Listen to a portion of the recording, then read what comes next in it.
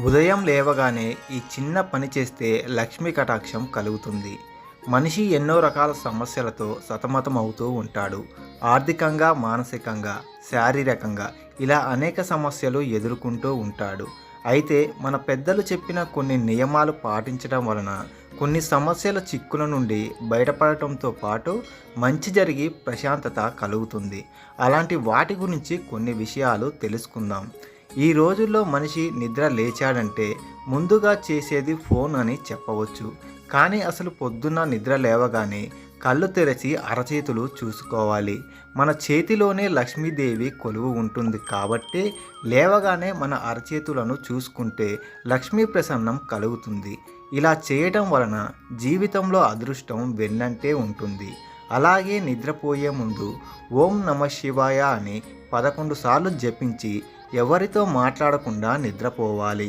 అలాగే తెల్లారే మెలకువ వస్తుండగానే హరి హరి అంటూ 11 సార్లు జపిస్తూ అరచేతులు చూసుకోవాలి.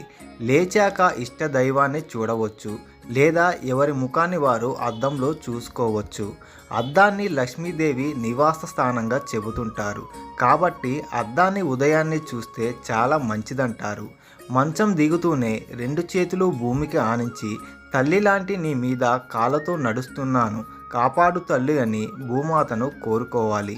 స్త్రీలు ఉదయం లేవగానే తులసి చెట్టుకి, అలాగే పురుషులు సూర్యునికి నమస్కరించాలి. ప్రతి ఇంట్లో ఖచ్చితంగా తులసి మొక్క ఉండేలా చూడాలి. తులసి మొక్కలో లక్ష్మీదేవి నివసిస్తూ ఉంటుంది. ఉదయం సాయంత్రం తులసి మొక్కకు నెయ్యి దీపం వెలిగించి పూజించాలి. దీనివల్ల అన్ని కోరికలు నెరవేరుతాయని జ్యోతిష్య శాస్త్రం వివరిస్తుంది. ఇంట్లో ఆడవారు రాత్రిపూట గిన్నెలు తోముకొని గ్యాస్ శుభ్రం చేసుకొని చెత్త అంతా బయటపడేసి వంటగది శుభ్రం చేసుకొని పడుకోవాలి. అలాగే పొద్దున లేవగానే ఇల్లు ఊడ్చి శుభ్రం చేసుకొని స్నానం చేసి దేవుడికి నమస్కరించి పొయ్యి వెలిగించి వంట మొదలు పెట్టాలి. వంట చేసేటప్పుడు మీకు ఇష్టమైతే భక్తి పాటలు, స్తోత్రాలు పెట్టుకొని వంట చేయండి. ఇది మీ ఇంటిలో వారందరికీ మనశ్శాంతిని, అదృష్టాన్ని కలిగిస్తుంది.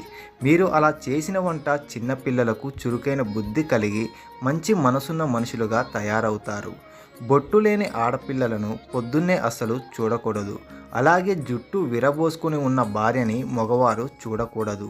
చదువుకునే పిల్లలు సూర్యోదయం వేళకు లేచి ఉదయించే సూర్యుడిని చూస్తూ నమస్కారం చేసుకొని ఓం సావిత్రి నమః అని 11 సార్లు స్మరణ చేస్తే చాలా మంచిది.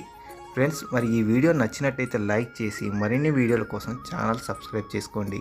Thanks for watching.